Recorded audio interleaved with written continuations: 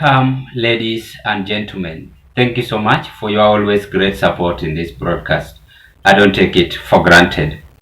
I am seeing church and now against William Ruto, church leaders, I mean. And remember, during William Ruto's campaign, he used to be pampered by the bishops in this country. I don't know what have changed abruptly, but I'm trying to suspect that William Ruto no longer giving the brown envelope which he used to give the bishops or clergies in this country. Because how bishops were supporting William Ruto, you could have believed that the heaven was near to us. Anyway, it is shocking and getting very clear that Ruto's administration might not get it well when it's come to 2027, as Kenyans.co.ke Catholic bishops criticize Ruto government over abductions and unkept promises, issue demands. That is the first one.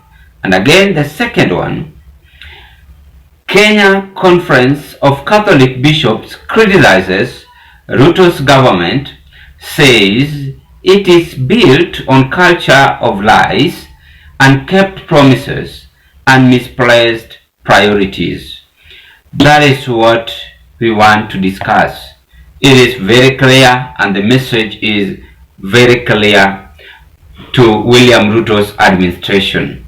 Before I carry on, ladies and gentlemen, I want to take this golden chance to appreciate the new subscribers for your subscription, because if it wasn't your support, then this channel could have not reached where it is as at now. I want to thank you and appreciate you so much.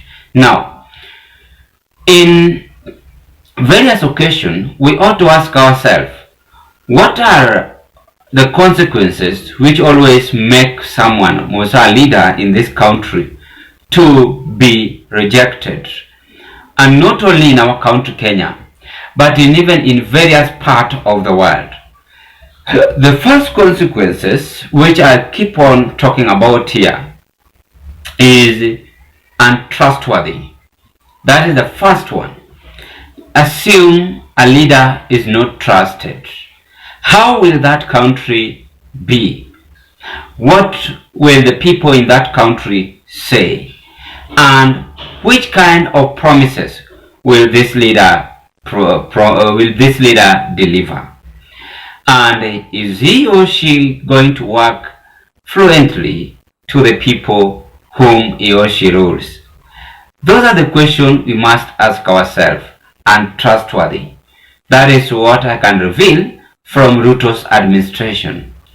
And the big mistake this administration have done, I don't want to begin by blaming William Ruto's administration alone on this, but even on, let me begin from the late Daniel Toroitich Arap Moi, as omit the late Kibaki.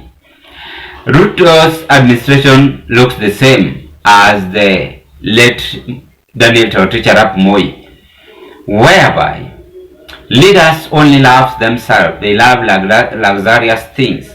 A leader purchasing many vehicles.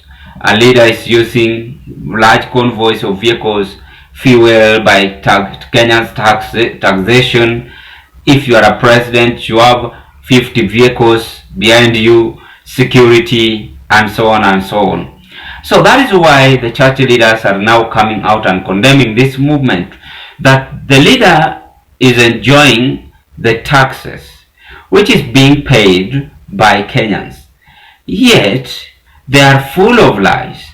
The promises which they made have never been fulfilled. Things are just normal.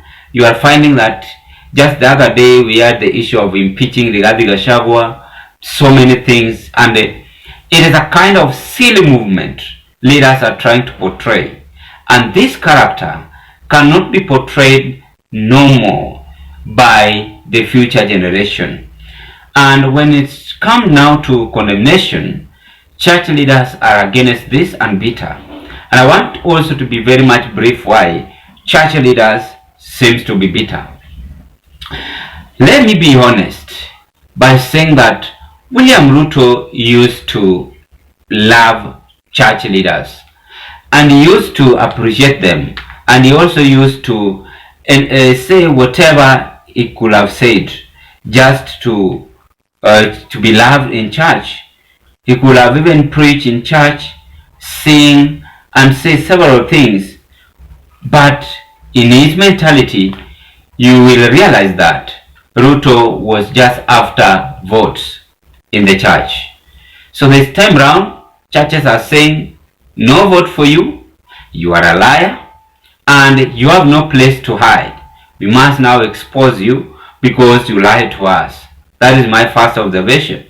The second one, the same church clergies are the ones who allowed William Ruto's presidency as opposed to Uhuru Kenyatta's Raila Odinga's presidency ambition. And they said that Ruto is a good man, a bishop, a man with good character, which in some occasion we should not only just blame Ruto alone. We must also blame those who surround William Ruto. They are also bad people. We have corrupt people. People like David Ndii, just eating lamb chop meat in State House and wine.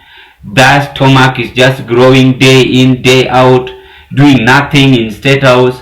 They're just enjoying taxes.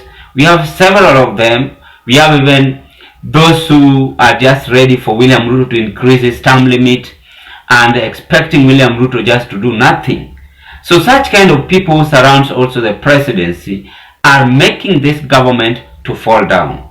And this is a clear indication that William Ruto is going to become one-term president. And believe me or not, a country where pastors or Christianity community cannot pray for you is the worst country ever before you as a leader. Long time ago, you find that many clergies, pastors used to pray for one another. More so the leaders in this country. What have gone wrong?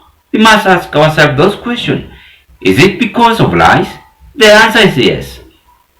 What about in other occasions? You find that pastors or bishops are now reluctant.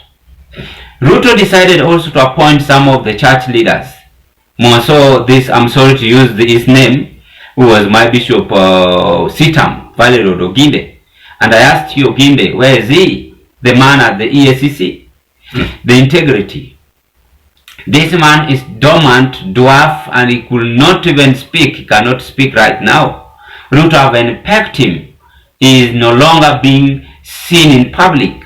And that is why clergies are coming out and condemning this. But again, clergies are also now using wrong path, because they are the ones who drive this country into these troubles we are now encounter with. I think things are now boiling nicely, and our eyes are set on William Ruto's next move, because churches are now running away from him, and Ruto is can now decide to go to other parts of the world and choose another clergy to come and pamper him. In any case, he still wants that. Anyway, I rest my case at this point. I wish you all the best. Thank you, and let's meet on another political discussion. Bye bye. Meanwhile, what are your take, ladies and gentlemen?